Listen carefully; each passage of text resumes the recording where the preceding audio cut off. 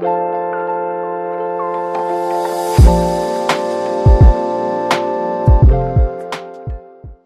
afternoon or good morning, depending on where you are joining us here today. I'm James from Converge, here to take us through the Signature Speaker Series teaser.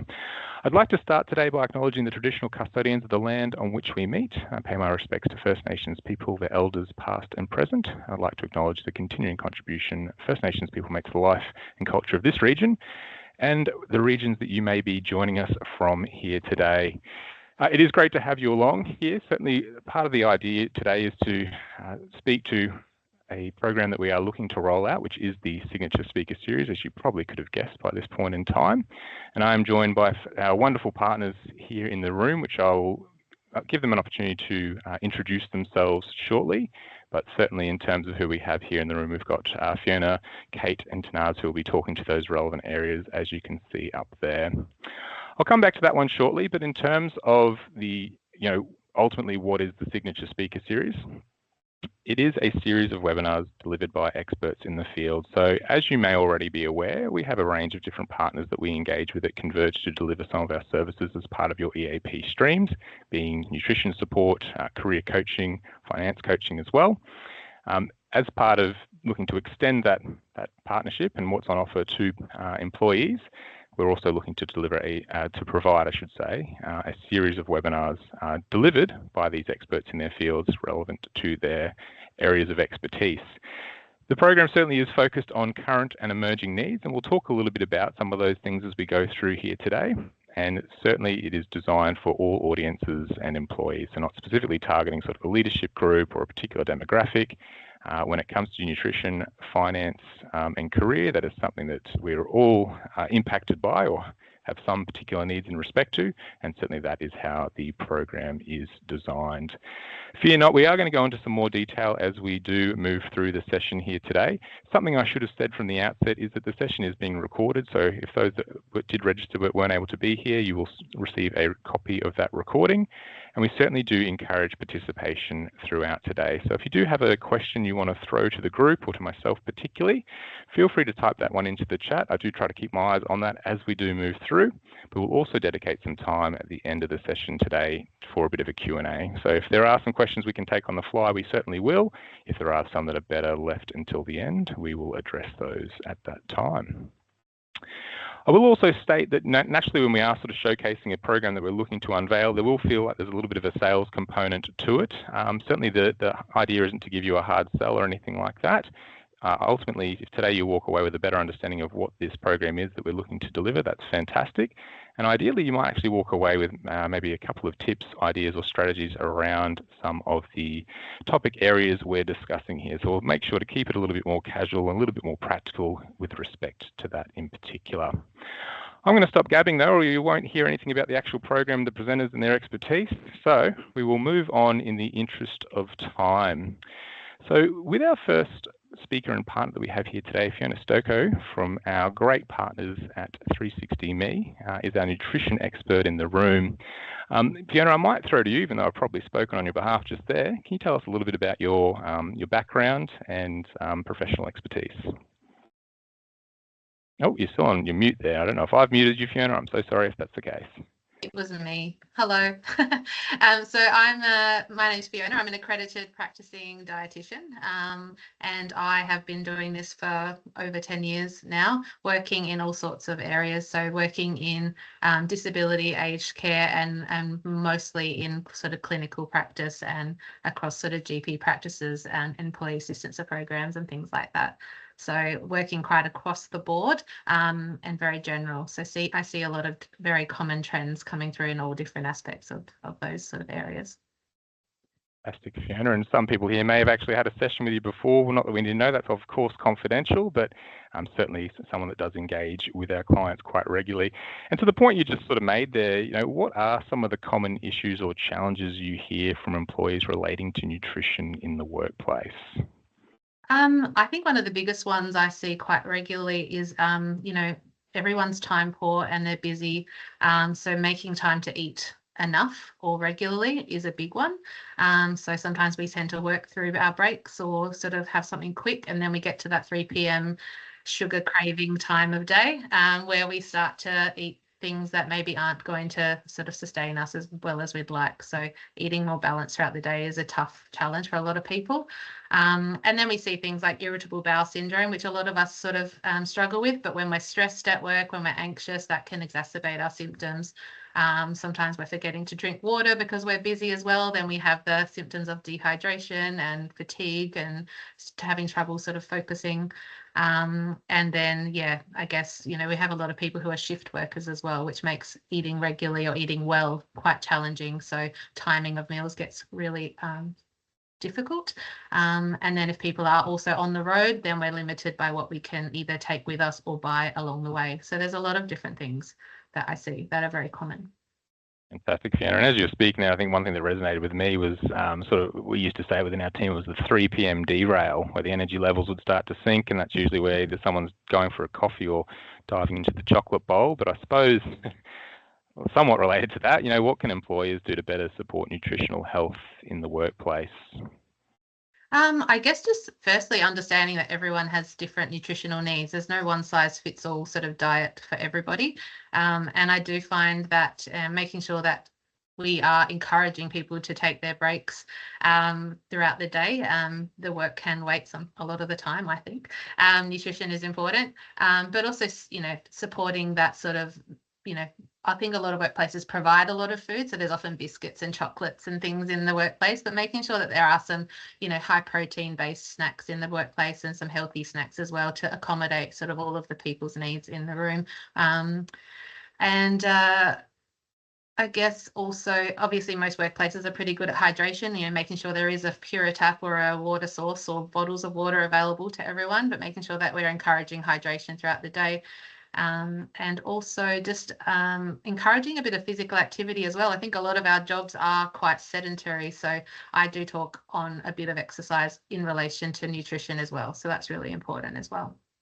Thanks, Fiona. And does a standing desk count as being non-sedentary? I'm not sure. Are we talking a little bit more exercise than that? I think, going for a 10-minute walk at some point and sort of stepping away from the desk is always better than just sitting and standing. Yeah.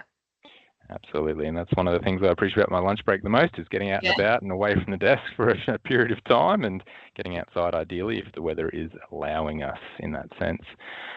Thank you so much, Fiona, so far. Probably the next thing is to just highlight a little bit about the topics that are proposed as part of the Nutrition Signature Speaker Series, if you can just touch on some of those and what they look like. Yeah, sure. So principles of nutrition is really talking, I think, bringing nutrition back to basics. I think we've complicated nutrition over the years with all of the misinformation and too much information in the world. So bringing back to sort of, what we need to understand for general healthy eating, importance of all the major nutrients and not focusing on just one kind of nutrient, which a lot of people tend to do these days. Weight management is going to touch on, I guess, strategies that are not just fad diets, but more sustainable strategies that help us with weight management, but also looking into, the new GLP-1 medications, things like Ozempic, Wegovy, Mounjaro, that we're seeing a lot more on the market, and understanding how they play a role in weight management too, the pros and cons and all of that kind of thing. Nutrition and mental health, that's really important. We see a lot of people who, struggle with depression, anxiety, or other mental health issues, and nutrition can play a big part in the sort of reacting with our gut and affecting our mood and things like that. So understanding how nutrition can impact on our mood and mental health is really important, and knowing how to better support that through a balanced diet.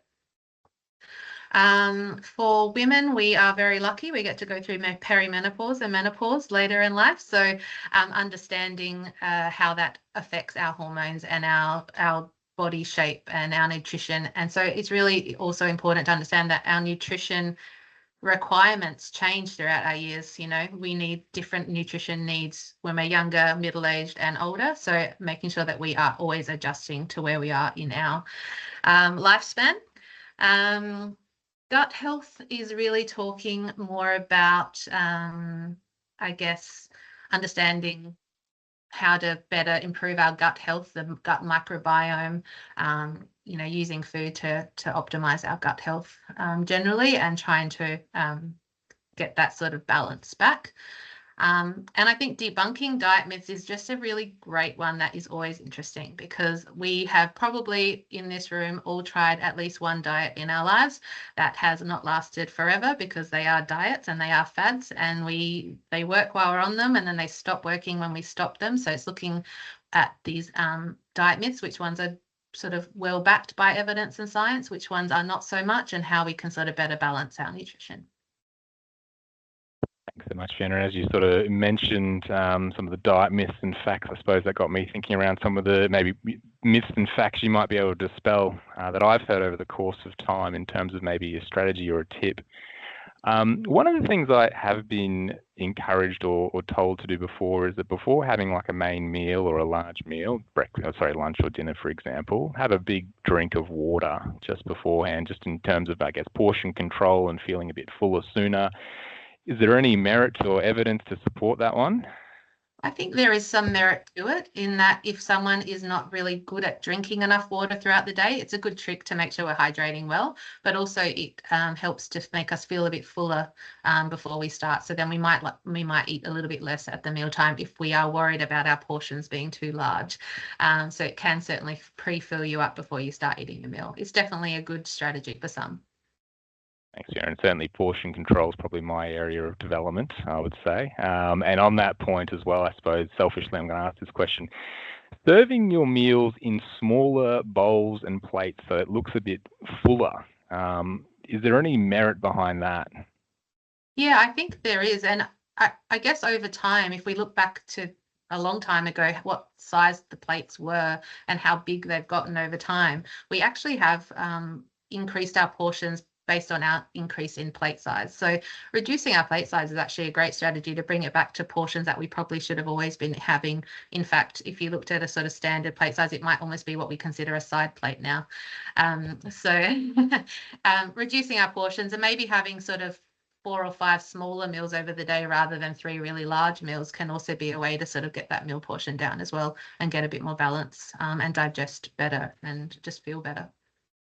Spot on. Thanks, Fiona. And certainly the only time I've seen smaller plates is probably at buffets, where maybe they're encouraging us to just take less, whether it's for our own health benefits, I'm not sure, or in terms of managing costs. But that certainly stood out as something I noticed more recently when in the buffet line. Thank you so much, Fiona. I do know we've had a couple of quick questions come through. I might just take one for the time being and we'll come back to the others later. So I've heard that walking for 10 minutes after a meal helps too. Is that correct? I think walking at any time will always help. I don't think the timing is really an essential thing. I know people feel better walking and not sitting down straight away because it helps with a bit with digestion, but that is very much an individual thing, and some people do benefit more from it than others. Yeah. Fantastic. And I think certainly I can relate to that one as well in terms of going for a bit of a walk after dinner. Usually you feel a bit better for it. You know, maybe it's even just psychological in a way, so you feel like you're maybe getting the digestion moving. Rather than lying down on the couch after or something like that. Yeah. It's always a good idea. Yeah. Absolutely. Well, I've always found it fascinating that we have our largest meal before our biggest period of inactivity, but maybe that's something you can talk us through, you know, in the program if Absolutely. some of us do sign up there. But thank you so much, Fiona. In the interest of time, we will have to leave it there and move on to our next speaker. For those that did provide a question in the chat, thank you so much. We will certainly look to come back to those and respond to those in the Q&A we've got dedicated at the end. Now, when it comes to finances, certainly finances and cost of living is very in focus, or a very in focus topic right now, particularly with the cost of filling up fuel, as some of us are probably thinking about. Kate, we're going to introduce you and speak to your area now. Did you want to just give us a bit of a brief, I suppose, overview of your professional background? I'll start by saying that Kate certainly has provided me with financial coaching previously, so I can certainly speak to her expertise and her credibility. But if you can maybe just speak a little bit about, I guess, your work history and credentials to the group here. Absolutely. Thanks, James. So it has been a long time in the financial world. So since I was 18, so more than 30 years in banking, lending, financial planning, financial counselling, and now financial coaching. And I'm also part of a terrific team. So we've got 20 financial coaches within the team, and all of them have had similar backgrounds to myself as well. So lots of experience, lots of personal experience, lots of terrific qualifications. Perfect. Thank you, Kate. And I suppose from your engagements with different people across Australia and perhaps even not even limited to Australia, what are employees most worried about when it comes to finances? What sort of things are you hearing on the ground, I suppose? Yeah, absolutely. And I think you've hit the nail on the head. We're certainly living in some really challenging times. It certainly feels like that's ramped up in the last few weeks as well. And I think predominantly it's that rise of cost of living that's having such a big impact on all of us. And the key, I think, here is it's not just a financial issue because money is such an emotional topic. And that then spills over to our mental health, our ability to focus, and really just our enjoyment from life. The one thing that I guess we do know from working with our clients is that gaining that clarity over personal finances reduces financial stress. It provides such a sense of achievement and a sense of confidence. So I guess it's not also just about financial stress either. There might be many people out there who are not feeling overwhelmed by their finances, but perhaps they haven't been given that opportunity to learn about money in the past. So being financially educated is one of the most powerful tools that we can have. I think if we can take a positive from the current situation, I'd say it's really highlighted that absolute need for us to make time to learn about our finances and to really think seriously about how to map out our financial future. Spot on, Kate. And I think I need more financial coaching based on the current situation myself here. But I suppose when we hear about these kinds of challenges that people are facing, how do some of these factors also impact the workplace? Yeah, we see that flowing on. I think as humans, we just all want to feel safe and secure and stable. And feeling in control of finances can create that real positive impact. And it flows over to so many other facets of our lives. In our personal lives, it creates that sense of calm and confidence, and that we have a plan in place for the future. And that also creates a nice positive optimism for our life. In our work life, I think being in control of our financial world creates an enthusiasm for turning up to work because we actually see that the income that we're earning is giving us that opportunity to reach those really important financial milestones.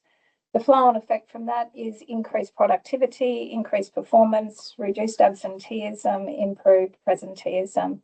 So in a nutshell, I guess we're just turning up as happier, more productive people if we have that clarity and confidence around our finances. Okay. I'm interested to hear a little bit more about the topics that are proposed as part of the Finance Signature Speaker Series. Can you shed some light on those ones for us?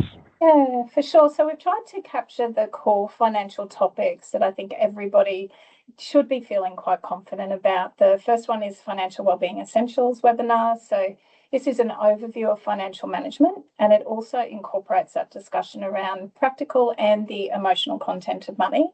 And the hope for this webinar is that it's going to provide people with that motivation and the inspiration just to even get started along the journey, because sometimes that's the hardest thing to do. The next one is property and mortgage. So property is such a huge topic. For anyone thinking about purchasing a property, it's so important to be prepared.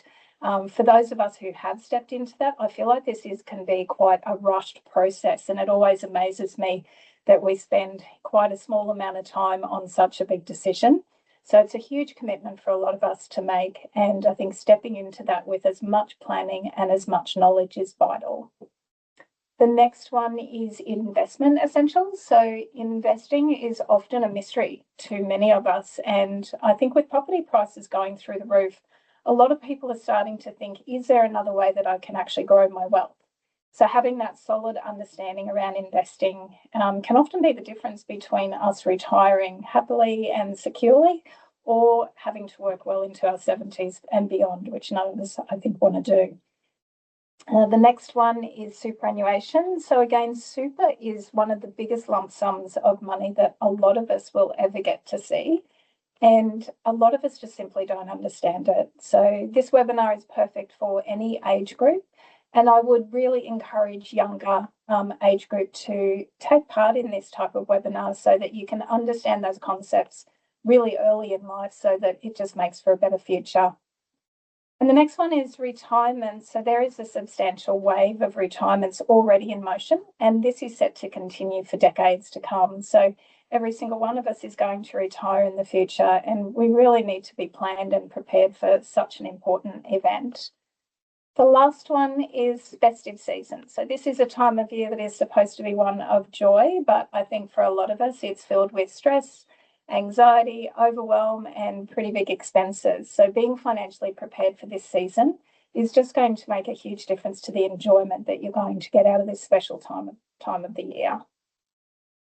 Thanks, Kate. Again, I can see a lot that I could learn from this program. But before we hand over to our next speaker, I did mention before that I actually engaged with Kate to undertake some financial coaching over 5 years ago now. But something that always stuck out to me, which was an extremely helpful task, was that you got me to do an activity up front, which essentially was a bit of an audit of my spendings. I'm not going to say it was something that I found enjoyable, the task itself. So if there's some people here today that you buy your coffee every day, you might buy your lunch every day or second day, you've got a few different subscriptions to different streaming providers. The audit can be very eye-opening in that regard. Certainly can see where we can tighten the ship up a little bit here, but I suppose my question to you, Kate, is what's one of the most practical pieces of guidance you find helps people manage their finances? Yeah, and I think again that is the really important thing. We love doing that with clients, and as you say, it can be a little confronting when you first turn up and do that. But with a helping hand to see you through that, it actually can end up being a really empowering process and also quite enjoyable as well. One of the things that we love to do is to look at it on maybe a weekly or a fortnightly basis and convert that to a yearly amount. So $20 a week doesn't sound like a whole lot. Over $1,000 a year, that's a substantial sum of money. So it's really just getting people to think about that process and am I okay spending that amount of money on that particular item? I think so many people are uncomfortable with the topic of money, but I guarantee you, if you can immerse yourself into the process, it gets a lot easier. I like to think of money management a lot like health and fitness. So it takes time, dedication, and that success just really lies in our daily habits and choices. And sometimes, like health and fitness, we can't do it on our own. And, there's no shame in reaching out and getting a little bit of help along the way. Well, thanks so much, Kate. Really appreciate your thoughts and insights. And last but not least, we've got Tanaz joining us to speak to our career coaching and development package. Tanaz, would you mind introducing yourself to the group we've got here today? Hi, James. Thank you for that. Yes, I am a careers advisor and executive coach. I've been working in career practice for the last 15 years, and I partner with Converge through our wonderful team at LME Coaching, which is headed up by Nikki and Richard. So I'm here representing them and the rest of the team in all things career development. And the work that I've done in the past has ranged from everything from large-scale outplacement programs for multinational companies right through to employee engagement and productivity coaching and performance coaching in-house and as an external offering. And I love helping people get the most out of their work and their career. I love it. Thank you so much. And I suppose based on that experience and what you're probably hearing more recently and more contemporary, what are the challenges employees and employers are facing from a career development perspective? There's a whole bucket load, but I'll try and keep it to three. So there's three things that are common themes, particularly amongst my clientele with Converge and more broadly. And the first is that the individuals are struggling to understand their value and how it translates to career growth, to progression, and to positioning within the workplace. They really do struggle to think about themselves in a way that is productive and in a way that positions them for the next thing. They tend to be quite backwards facing, looking at where they have been, as opposed to focusing on where they need to go next and how they knit the two together, which kind of directly links to the second challenge, which is the importance of working on their career, not just in it.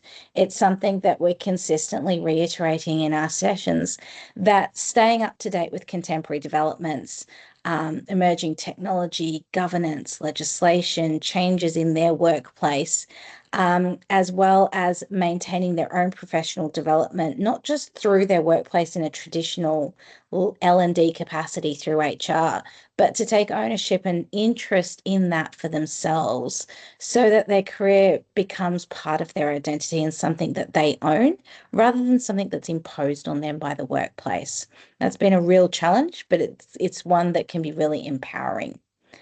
And the third consideration and the third challenge is many clients don't have the confidence and knowledge to navigate change in the workplace. And that change can take all sorts of forms, but in particular around restructure, around ambiguity. That's a big one, having a lack of clarity or specific guidance in what they should be doing or shouldn't be doing, and being given a little bit of headspace to manage or to set that. When that is provided, they don't take advantage of it because they don't know how. And they often struggle with shifts in priorities and projects. One thing that's become really clear in the last couple of years has been that organizations need to be agile and adaptable in their workforces and how they deploy them in different areas to different remits. And those can change on a dime much faster than they have in the past. And to be able to shift and flex with that is really challenging, both for managers and for their teams. And then being able to manage those different priorities in a world where there's a lot of commercial, political, and social uncertainty, and the economic challenges that come with that often can result in things like redundancy, which is probably the final greatest challenge, but something that we offset with a lot of employee engagement work as well, repositioning redundancy and restructures and navigating that in a way where it's seen as part of the career life cycle, as opposed to something that is imposed on them.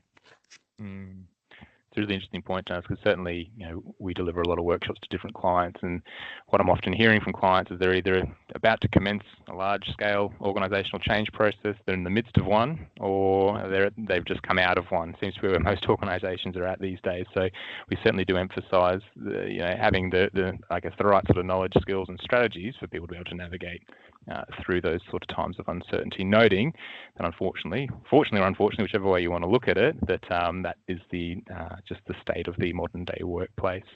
And I suppose from that side of things, what are some of the challenges you're hearing from employers when it comes to sort of career development? Employers are facing many challenges. The most considerable risk is the loss of high performance. People are any organization's greatest asset, and we really want to look to ensure that high performance don't move on because they're stagnating. They don't move on because they feel a lack of clarity or disengagement. We want them to be empowered, but often employers don't know what that looks like. So that's a real challenge from that perspective, to meet those high performers where they're at and to continue to support them on that journey of progression or fulfillment. And we're also seeing that managers more and more are carrying that career burden, which really looks like individuals in teams not knowing how to adapt to those changes and not knowing how to own that career management or development process. So they look to their leaders to do it for them. And often those managers haven't been given that capacity building yet. They don't know what to give their teams. They don't know how to lead them through that process, and they don't know how to empower those individuals to take that mantra or that mantle up for themselves and to own their career development intrinsically, as opposed to it being the organization or management's responsibility. And often this does come down, that results and compounds in a hidden disengagement.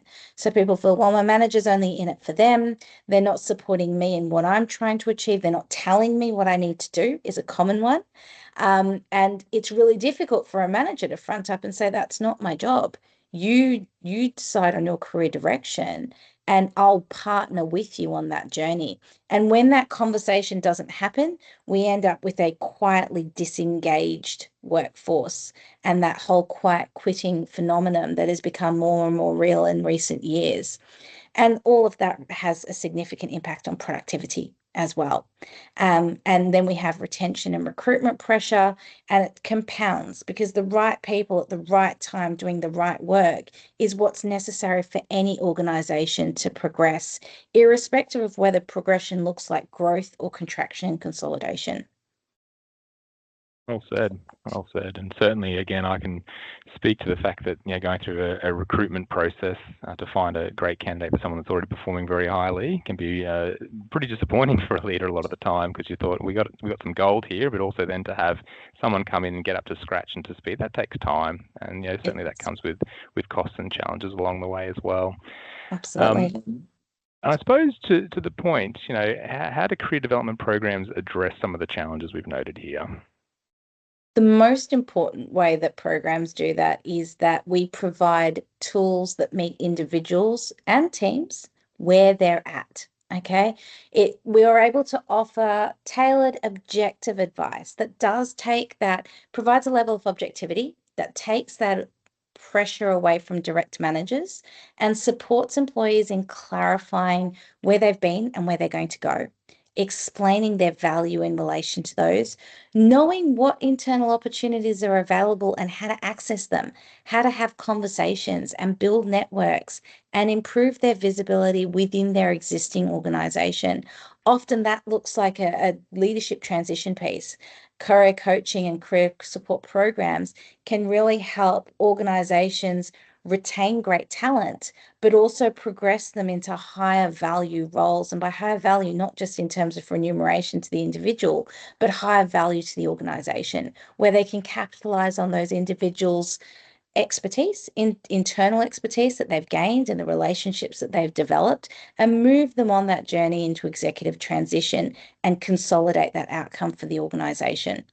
And in doing that, in taking individuals on those journeys, we're able to develop future-ready skills. We're able to build their own confidence in those skills and in those abilities that are human-centered, that are not likely to be overtaken or by emerging technology, but allow them to build capability in things like agility and adaptability.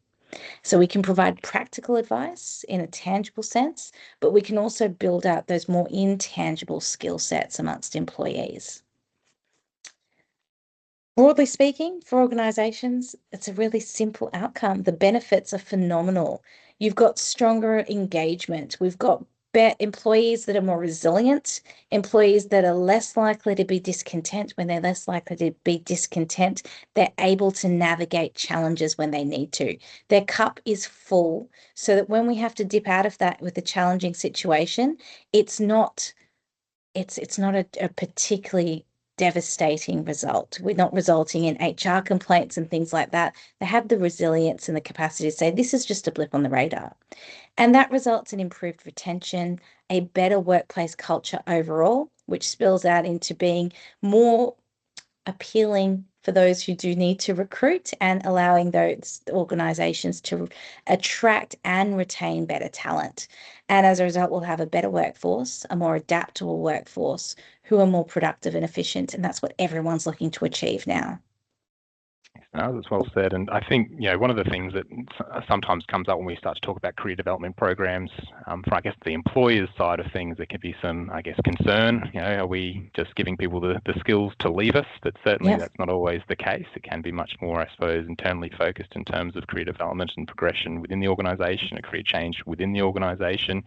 But ultimately, again, and I think speaking to what you mentioned there around offering people sort of learning and development opportunities as part of sort of your entitlement or as part of some of the benefits that you have within your organisation is probably going to go a bit of a way in terms of enhancing engagement, perception of the organisation, reputation, those sorts of things.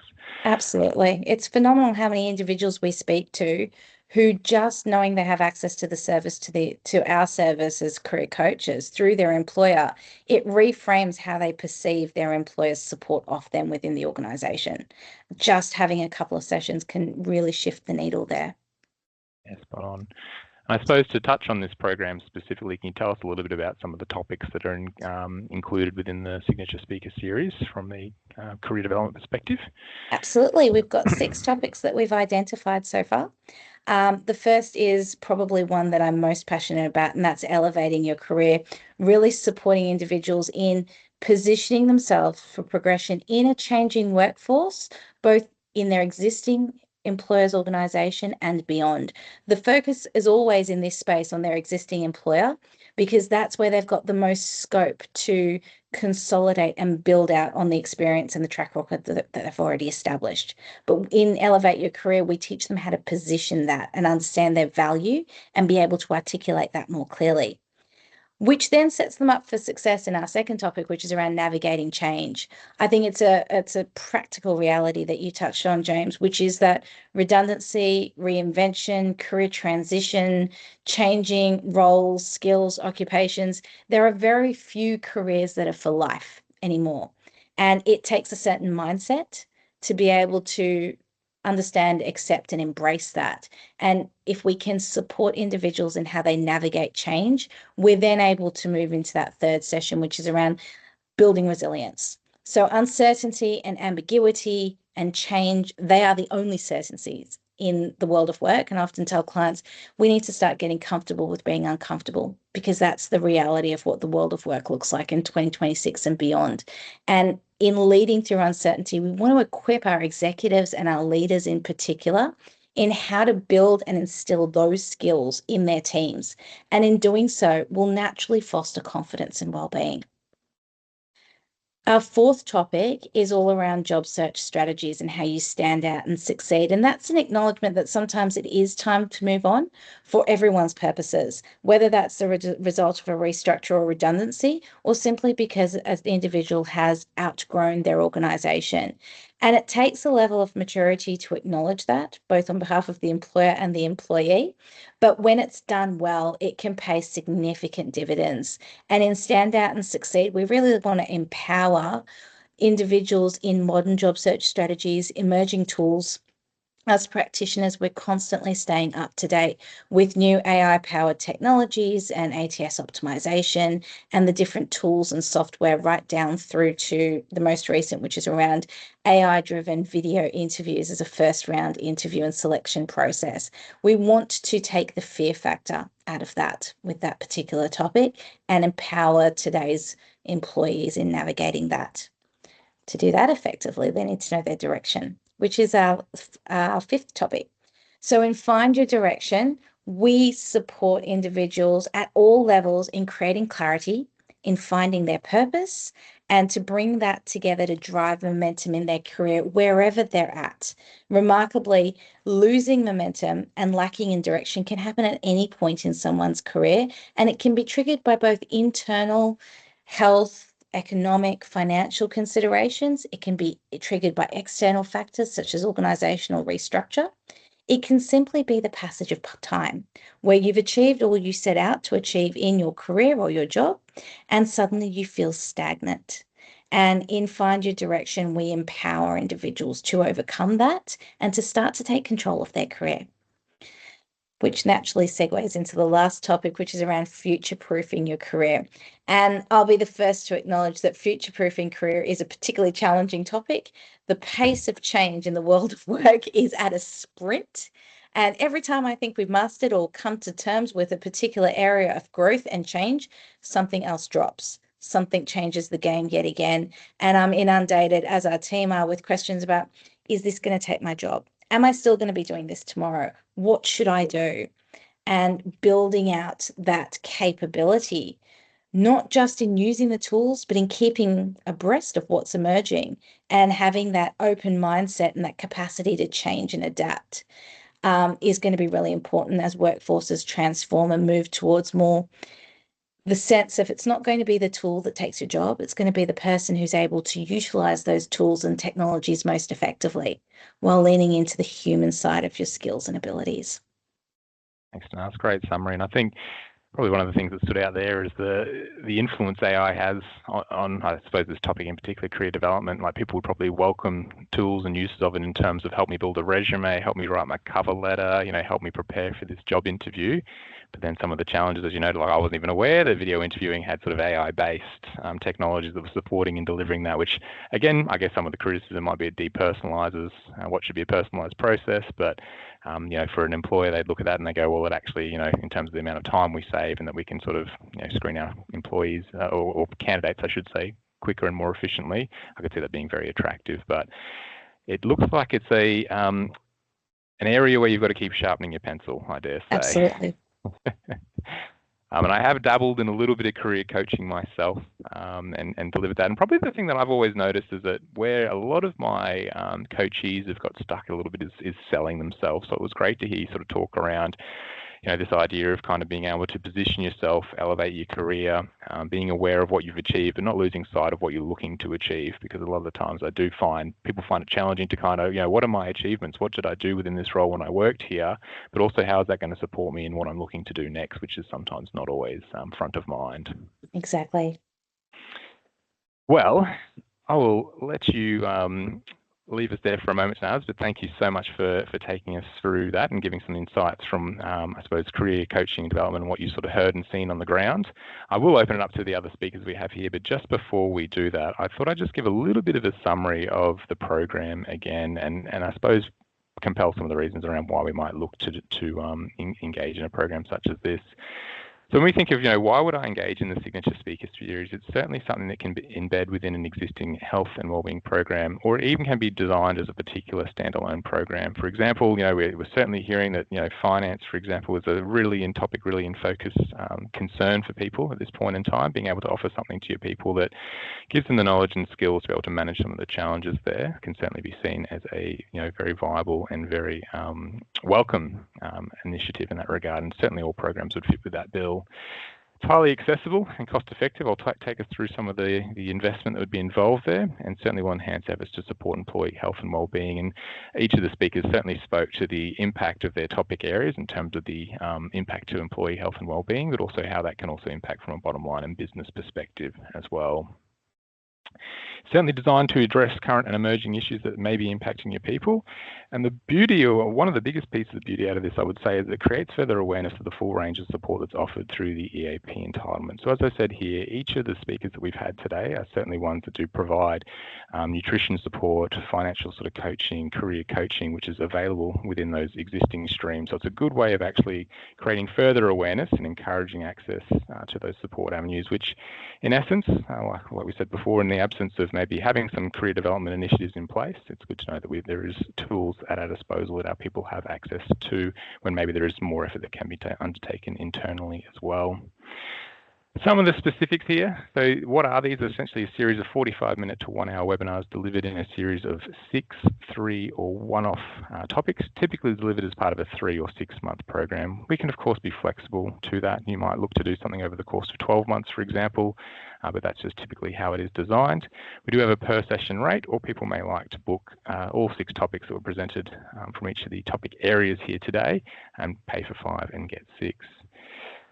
We would always encourage, of course, a bit of lead time in terms of making sure that we're getting the comms out and allowing participation. It's always a bit of a fear of mine when clients come to me and say, hey, can we run this webinar in the next few days? It's like, well, yeah, it's going to be a bit challenging to get people to actually turn up, to be aware of it and to be able to make the time.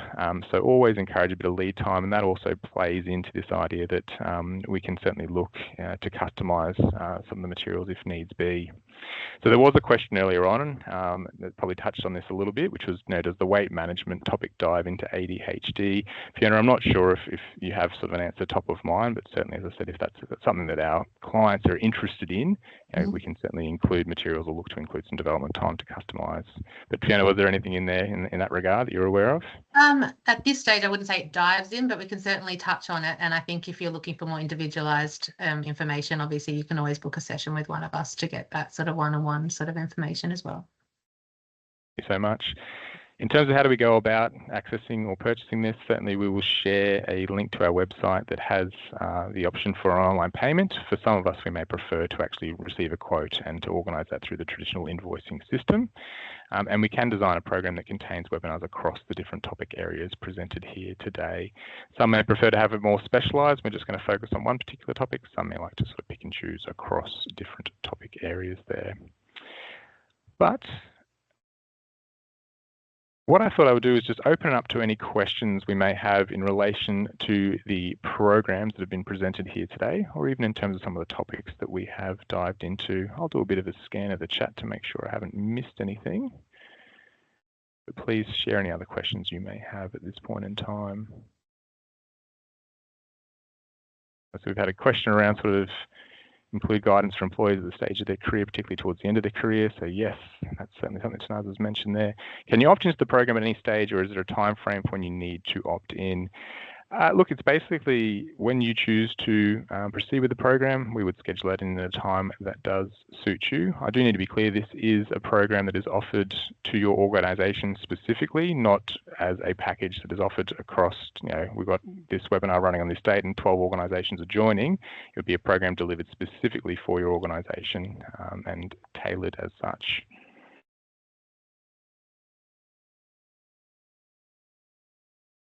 Just pause again in case there's any other questions that have come through here at all. We've managed to keep to time, which is very unlike me, but thank you to our speakers to keeping it short, sweet and to the point. But that has allowed us to open up in case there was any other questions that people may have in relation to the program or any of the topics we've touched on here today. Sorry, I saw a question there about sports nutrition as well. In that there, we absolutely do support people with sports nutrition as part of our Converge appointments, but there isn't a topic in the package, so just wanted to touch on that as well. Thanks for seeing that one, Fiona. I did miss that. Appreciate it.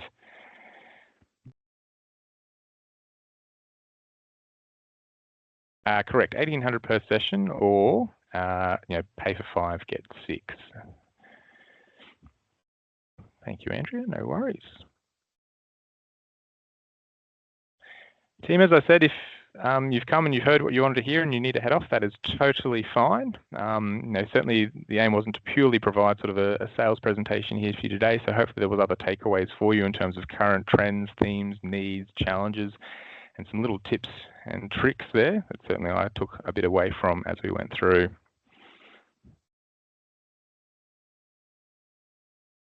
Can the session be tailored to a specific audience, e.g. managers versus non-managers? Absolutely.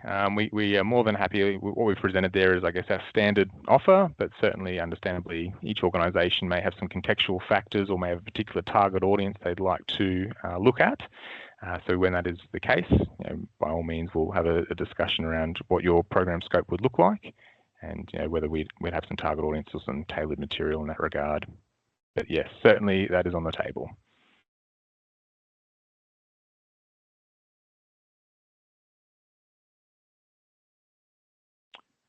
All right, team, I can't see anything else coming through as yet. I'll stay on the line for another 30 seconds or so, but I want to say a big thank you to each of our presenters, Kate, Fiona and Tanaz, for being here today, talking us through those programs and sharing some of their insights from the field. As I said to all, thank you for joining the session. We will be sure to send out a bit of a pack which will have some of the slides, the recording, as well as links to the website which will showcase some of the information we've presented here today. And by all means, if you do want to get in touch to explore what this could look like for your organisation, by all means, there will be a contact for you to be able to do that. All right, I can't see anything else come through, so we might call it there. Thank you all. All the best. Take care and have a happy